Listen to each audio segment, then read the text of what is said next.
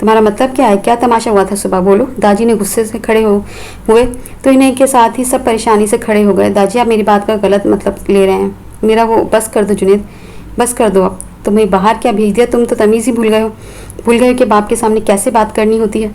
दाजी के गुस्से से लाल आंखें देखकर आयसन ने जुनेद का बाजू जो उसने पकड़ा हुआ था अपनी आंखों की तरफ कर लिया। दामिल इसकी हर हरकत नोट कर रहा था। वो देख रहा था कि ये क्यों इतना खौफ खा रही है। वो दाजी को भी चुप नहीं करवा सकता था और ना ही चाची को गलत कह सकता था, मगर इसे आयसन पर तरस आ रहा था जो बड़ों की वजह से पिस रही थी।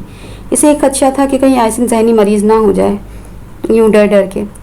दाजी, मेरी बेटी का थोड़ा लिहाज कर लीजिए, वो बच्ची है। और आप सब इसके सामने। जुनेद अभी और भी कुछ कहता कि दाजी ने हाथ खड़ा करके मजीद बोलने से चुप करवा दिया।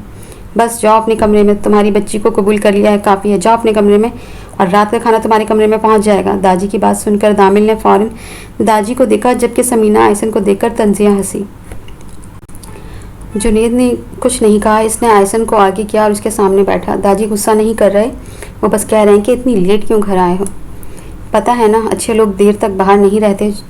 जुनेद की बात सुनकर आयसन ने सर हिलाया, लेकिन गलती नहीं की कि दाजी या किसी को भी देख सके। दाजी ने जुनेद की बात सुनी तो आयसन को देखा। दामिल और आतिफ भी इसकी बात सुनकर मुस्कुरा दिए, जबकि समीना ने आंखें घुमाई। खाना भेजने की ज़रूरत नहीं, बस बना दिएगा। भूख लगेगी तो मैं खुद आकर ले लूँगा। जुनेद ने खड़े होकर मुस्कुराकर दाजी को देखकर कहा तो दाजी ने कुछ नहीं कहा, बस उसे देखते रहे। जुनेद ने सब पर एक नज़र डाली और फिर आयसन को लेकर कमरे की तरफ चले गए। बाकी सब बस देखते ही रह गए।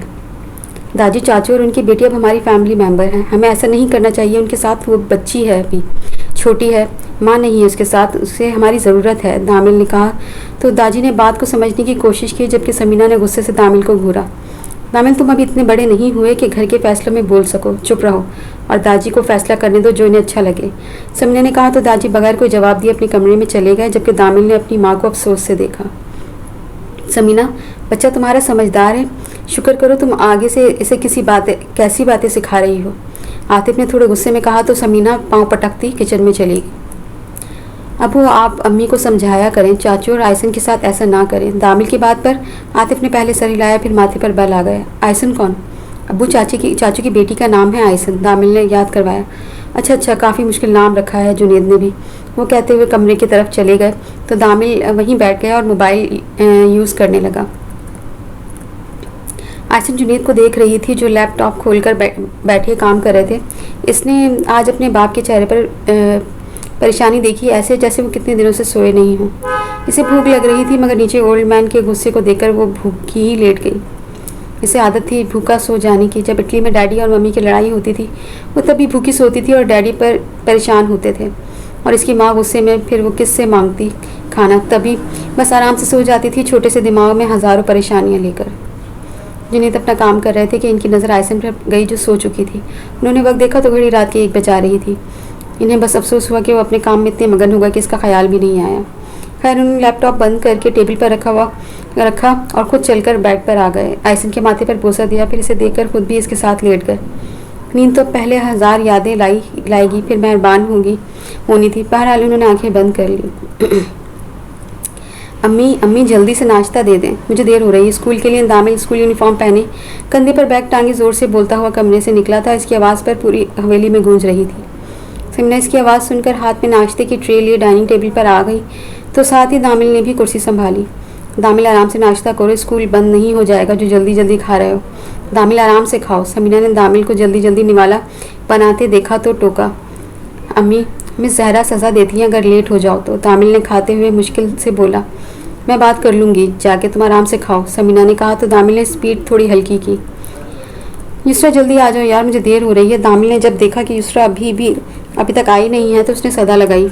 आ गई, चलो। युसरा हाथ बैग में लिए कमरे से निकलते हुए बोली। नाश्ता तो पूरा करो दामिल। समीना ने उसे उठता देखा तो फ़ौरन बोली।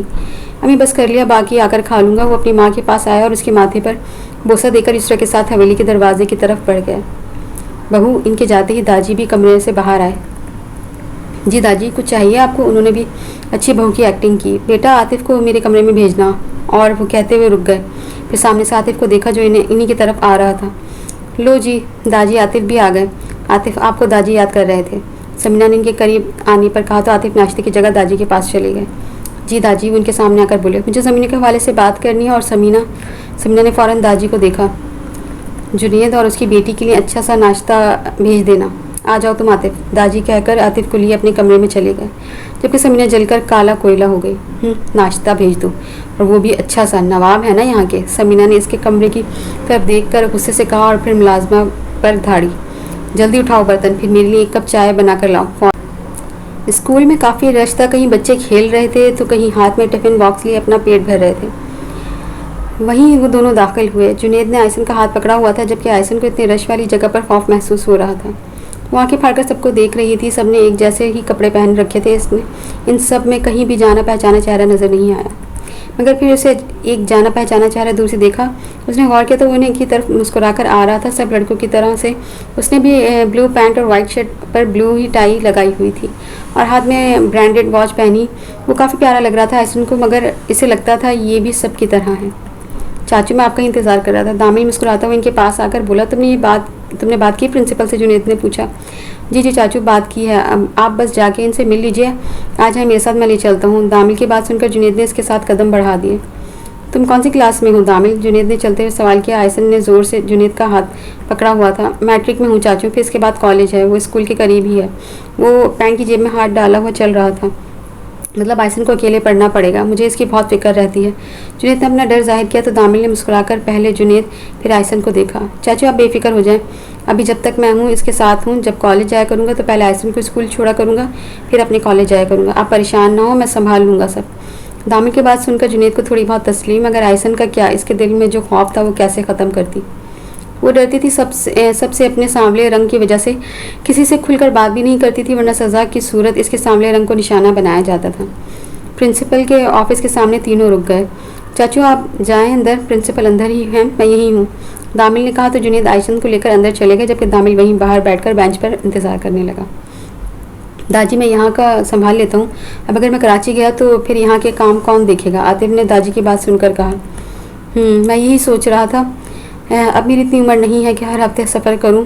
दामिल भी पड़ रहा है, वरना इसे ही काम सौंप देते। दादी ने सिगरेट के धुएं को हवा के सुपुर्द करके कहा।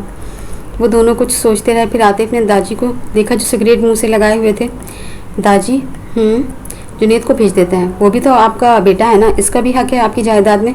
कराची वाला काम उसे दे दीजिए, इससे सबको आसानी हो जाएगी। आतिफ की बात सुनकर दादी के माथे पर बल आ गए।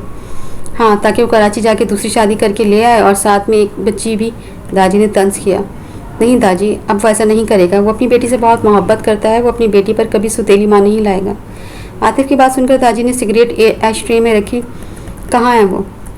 वो शायद अपनी बेटी का स्कूल में एडमिशन करवाने गया है, अभी आ जाएगा, आतिफ ने फ़ौरन बताया। ठीक है, जब वो आए तो उसे मेरे पास भेजना, दादी ने कहकर कुर्सी से टेक लगाई तो आतिफ भी खड़े हो गए। मुझे ज़रा एक काम है दादी, मैं वो ख़त्म करके आता हूँ और मैं कर देता हूँ मैसेज जुनैद को, वो आकर आपसे मिल ले। जुनैद ने कहा तो दादी ने सर हिलाया। आतिफ दरवाजे से बाहर चले गए, मगर उन्होंने दीवार से चिपकी समीना को नहीं देखा, जो सारी बातें सुनकर गुस्से से लाल हो रही थी। इन्हें अपने शौहर पर बहुत गुस्सा था जो जुनैद को आगे आगे कर रहे थे। जुनैद को मैं कभी भी कराची वाली जायदाद नहीं लेने दूंगी, वो मेरे दामिल की है। ये बुढ़ा जो कल तक नफरत कर रहा था, अब कैसे हाँ में हाँ मिला रहा है। देख लूँगी मैं सबको, वो कहती हुई वहाँ से हट गई। क्या हुआ चाचू? जुनैद के बाहर आने पर वो भी खड़ा हुआ, जबकि जो कब से इंतज़ार कर रहा था। एडमिशन हो गया है, कल से इसे साथ स्कूल ले आना, जुनैद ने इसके सर पर हाथ रखकर कहा तो वो खामोशी रही, जबकि दामिल ने मुस्कुराकर इसे देखा। चाचू, आप बेफिक्र हो जाए, मैं आयसन को ले भी आया करूँगा और साथ घर भी हम साथ आ जाया करेंगे, मैं इसका ख्याल रखूँगा, बस आप परेशान ना हो। दामिल की बात सुनकर जुनैद के दिल को तसल्ली हो गई। खुश रहो बेटा, उन्होंने इसकी कमर पर थपकी दी, जबकि आयसन को ना जाने क्या घबराहट थी जो उसे बेचैन कर रही थी। चाचू, युसरा कह रही थी कि मैं आयसन को कुरान शरीफ पढ़ा दूंगी, दामिल ने इसके साथ कदम मिलाते हुए कहा। ये तो बहुत अच्छी बात है, वरना मुझे यही फ़िक्र थी कि कैसे मदरसा जा सकेगी, ये मेरी फ़िक्र भी तुमने ख़त्म कर दी दामिल। जुनैद को वैसे भी दामिल से बहुत प्यार था, जबकि वो उसका एहसास करके इसे अपना प्यार और बढ़ा देता था। जी चाचू, शाम के वक्त वो पढ़ा दिया करेगी, फिर जब आयसन का कुरान शरीफ मुकम्मल हो जाएगा हम घर में दावत रखेंगे। क्यों आयसन ठीक है ना? दामिल ने कहकर आयसन से पूछा तो आयसन ने पहले से और फिर जुनैद को देखा। बताओ बेटा, ठीक है ना? जुनैद ने भी पूछा तो आयसन ने सर हिला दिया। चलें चाचू, मैं भी जाऊं क्लास लेने, फिर घर में मुलाकात होती है। दामिल स्कूल की मेन गेट के पास खड़ा इन्हें अलविदा कह रहा था। हाँ ज़रूर, और शुक्रिया बेटा साथ देने के लिए। जुनैद की बात सुनकर दामिल को शर्मिंदगी हुई। चाचू, कैसी बातें करते हैं आप? बेटा हूँ ना आपका, तो ये सब मेरा फ़र्ज़ है, आप ज़्यादा ना सोचा करें। दामिल ने इनके कंधे पर हाथ रखा तो जुनेद के दिल तक मुतमईन हो गया। खुश रहो, मैं चलता हूँ, फिर मुलाकात होती है। जुनेद कहते हुए आयसन का हाथ पकड़ते हुए बाहर चले गए तो दामिल ने भी अपनी क्लास की तरफ कदम बढ़ा दिए, जहाँ इसके साथ और भी बहुत से बच्चे अपनी अपनी क्लास की तरफ जा रहे थे। जुनेद और आयसन हवेली में दाखिल हुए तो एक मुलाजिम जुनेद के पास आकर रुका। साहब जी, आपको दाजी याद कर रहे हैं और आप इनसे मिल लीजिएगा, वो कहकर चला गया। तो जुनेद ने भी सोचते हुए आयसन का हाथ पकड़े दाजी के कमरे का रुख किया, जो उसके 2 कदम की दूरी पर था। दाजी कुर्सी पर बैठे अखबार पढ़ रहे थे, एक हाथ में सिगरेट लिए हुए थे। तभी दरवाज़ा बजा। आ जाओ। दादी की इजाज़त मिलते ही जुनेद और आयसन अंदर दाखिल हुए। आयसन तो इन्हें देखकर ही वहीं रुक गई, जबकि जुनेद के सामने वाली कुर्सी पर आकर बैठ गए। आपने बुलाया मुझे दादी, जुनेद ने कहा। तो दादी ने अखबार और चश्मा उतारकर सामने टेबल पर रखा और फिर इनकी नज़र दरवाजे के पास खड़ी आयसन पर गई, जो खौफसदा थी। जुनेद ने भी दादी की नज़र की सीध में देखा तो आयसन पर नज़र गई। आयसन बेटा यहाँ आओ, जुनेद ने प्यार से बुलाया तो वो चलती हुई जुनेद के पास आ खड़ी हुई, जबकि दादी ने इसे गौर से देख रहे थे। इसके नक्श तो बिल्कुल जुनेद के जैसे थे, वैसे ही होंठ, खूबसूरत बादामी आंखें, खड़ी नाक, फिर इसका रंग इतना सांवला क्यों था वो बस सोच ही सकते थे। बोला नहीं, इसको हम मारते हैं जो ये इतना घबराती है, दादी ने आयसन को देखकर कहा। तो जुनेद ने नीचे मुँह कर लिया। दादी आपके गुस्से से डरती है, पहली बार इसने आपको गुस्से में ही देखा था, इसलिए ये सबसे खौफ खाती है। जुनेद की बात सुनकर दादी खामोश हो गए। अच्छा खैर, मुझे तुमसे कुछ बात करनी है। दादी ने सिगरेट को एश ट्रे में झाड़कर बात की। जी जी दादी कहिए। तुम कल कराची जाओगे, वहाँ का बिजनेस तुम देखोगे। अब से वहाँ की जितनी जायदाद हैं वो मैं तुम्हें देता हूँ, कल ही जाओ और जाओ वहाँ और काम शुरू कर दो। दादी की बात सुनकर इसे ये तो खुशी हुई थी कि दादी ने इन्हें माफ़ कर दिया था, मगर आयसन को अकेले कैसे छोड़कर जा सकते थे। पर दादी आयसन, इसकी तुम फिक्र ना करो, यहाँ युसरा, दामिल, आतिफ और समीना है, वो देखभाल कर लेंगे, और सबसे बड़ी बात यहाँ मैं हूँ। दादी की बात सुनकर वो खुश हो गया था। दादी ने इनकी बेटी को भी कबूल कर लिया था और इन्हें और क्या चाहिए था। ठीक है दादी, मैं कल ही निकल जाऊँगा कराची के लिए, बस आप आयसन का ख्याल रखना। हाँ ठीक है, तुम अभी कहाँ गए थे? दादी ने मज़ीद पूछा। मैं भी दामिल के स्कूल गया था आयसन का एडमिशन करवाने के लिए। हो गया?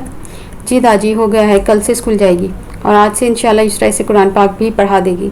जुनेद कह रहे थे और आयसन को भी यही बात बार बार सुनाई दे रही थी कि मैं कराची चला जाऊंगा। इसे समझ नहीं आता कि कराची क्या है और वहाँ क्यों जाएंगे डैडी। इंशाल्लाह जाओ, अब तुम आराम कर लो, दोपहर के खाने पर मिलते हैं। दादी की बात पर जुनेद ने इस बात में सर हिला दिया, फिर आयसन को लिए बाहर चले गए। दादी सोचते रहे कि आयसन को कबूल करना ठीक है या नहीं, मगर इन्हें अपने बेटे को देखना था जिससे वो बहुत प्यार करते थे, फिर इनकी बेटी से कैसे नफरत कर सकते थे। ये कराची क्या है और आप क्यों जाएंगे मुझे छोड़कर? आयसन को समझने नहीं आ रही थी।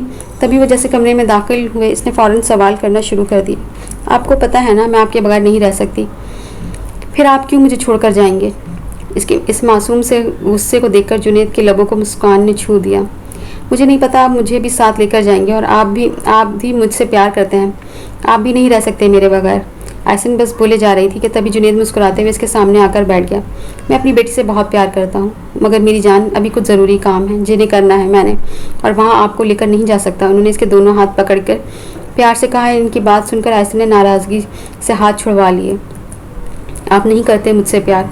इसकी बादामी आंखों में आंसू देखकर जुनेद को अपना दिल बंद होता महसूस हुआ। इसमें तो इसकी जान बसती थी, एक वही तो थी इनके दिल का टुकड़ा।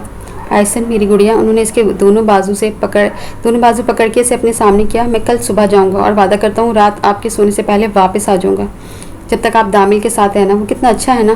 जुनेद की बात सुनकर वो खामोश हो गई और फिर नीचे मुँह कर लिया।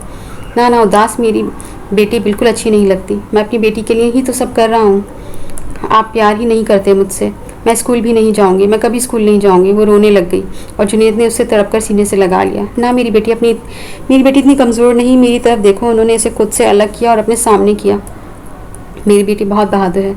ना मेरी बेटी किसी से खौफज़दा होती है और ना ही डरती है। मेरा बेटा और बेटी दोनों मेरी आयसन है, और आयसन स्कूल भी जाएगी और अपने डैडी का नाम खूब रोशन करेगी, है ना? जुनेद ने पूछा। इसने इस बात में सर हिला दिया। अब उदास नहीं होना, मैं अपनी बेटी के साथ हूँ और जैसे काम ख़त्म होगा मैं वैसे ही अपनी बेटी के पास आ जाऊँगा। खुश? अब स्माइल करके दिखाओ। अपने डैड को देखकर वो मुस्कुरा दी थी, और एक वही तो थे जो उसे बेहद प्यार करते थे। कभी इसके रंग पर तंज नहीं किया मम्मी की तरह, तभी शायद वो अपने बाप के इतने करीब थी। हम अगर हवेली में दाखिल हो तो डाइनिंग टेबल पर सब घर के अफराद बरजमान थे, साथ ही छोटी छोटी बातों से खाने का लुत्फ ले रहे थे। आज जुनेद और आयसन भी सबके साथ मौजूद थे। शायद दादी को एहसास हो गया था कि बेटी की गलती को माफ़ कर दिया जाए, मगर इनका दिल अभी पूरी तरह से आयसन को कबूल नहीं कर पा रहा था। न जाने कि उन्होंने कुछ ज़्यादा पसंद ना थी। आयसन कल स्कूल जाएगी तो कल का नाश्ता कुछ स्पेशल होना चाहिए। क्यों दाजी? दामिल ने खाना खाते हुए दाजी को मुखातिब किया तो समीना के माथे पर बल आ गए, जबकि दाजी ने बस इस बात में सर हिला दिया। तो फिर कल हलवा पूरी बनवा लेते हैं, क्यों जुनेद? आतिफ ने कहा। तो जुनेद भी मुस्कुरा दी, जबकि समीना का मुंह गुस्से से लाल हो रहा था। जी भाई ठीक है, जैसे आपकी मर्जी, जुनेद ने कहा। और फिर आयसन को देखा जो मुश्किल से ही खाना खा रही थी। बातों बातों में पता ही नहीं चला, खाना खाकर सब अपने कमरे में सोने चले गए। वहीं जुनेद और आयसन भी अपने कमरे में आ गए। आयसन उदास थी क्योंकि कल उसके डैडी ने जाना था। एक तो स्कूल की वजह से थोड़ी खौफजदा थी कि वहाँ पर कैसे लोग होंगे, और फिर डैडी की दूरी। मगर इसके डैडी ने कहा था वो बहुत बहादुर है तो वो बहादुर बनकर दिखाएगी। चलो आयसन आ जाओ बेटा, सो जाओ, सुबह स्कूल भी जाना है। ये आपका यूनिफॉर्म मैंने प्रेस करवा दिया था, देखो ठीक क्या है, और बैग में किताबें भी रख दी हैं। सुबह अब ज़्यादा परेशानी नहीं होगी। अब आ जाओ बेटा, सो जाते हैं, सुबह जल्दी उठना है, मैंने भी जाना है। जुनेद बेड की चादर ठीक करते हुए कह रहे थे। वो भी जल्दी से आकर बेड पर लेट गई। डैडी? जुनेद इसके साथ लेट कर बोले। वो ऐसी ही सोती थी, अपने बाप के बाजू पर सर रखकर। जब तक वो नहीं सो जाती जुनेद उठे रहते थे। ये सबके डैडी इतने प्यार करते हैं अपने बच्चों से जैसे आप मुझसे प्यार करते हैं? उसके सवाल पर जुनेद ने इस बात में सर हिला दिया। हाँ, सबके डैडी इतना ही प्यार करते हैं जितना मैं आपसे करता हूँ। और क्या सबकी मम्मी इतनी नफ़रत करती हैं जितनी मेरी मम्मी करती हैं? इसकी बात सुनकर जुनेद ने जो आंखें बंद की हुई थी फ़ौरन खुल गई। ये किसने कहा आपसे कि आपकी मम्मी आपसे नफ़रत करती है? जुनेद ने मुस्कुराकर पूछा। मम्मी कहती थी ना अक्सर कि मेरा इतना रंग डिम नहीं जितना मेरा है। इन्हें दोस्तों के सामने मुझे ले जाते शर्म आती थी, और जब भी मुझे किसी पार्टी में साथ लेकर गई हैं मुझे खुद से दूर ही रखा है। तो ये तो नफ़रत हुई ना डैडी? तो क्या सबकी मम्मी ऐसे ही नफ़रत करती हैं जितनी मेरी मम्मी करती थी? जुनेद ने इसकी बात सुनकर इसे देखा जो मुंह ऊपर करके मासूमियत से जवाब मांग रही थी। जुनेद को सब गुस्सा आया। आयसन पर प्यार भी वो सिर्फ अपने रंग की वजह से लोगों से खौफ खाती थी। वो डरती थी सबसे, किसी से खुलकर बात नहीं करती थी, कहीं ये ना हो कि इससे कोई इसे सामने रंग को निशाना बनाए। आयसन ऐसा नहीं सोचते बेटा,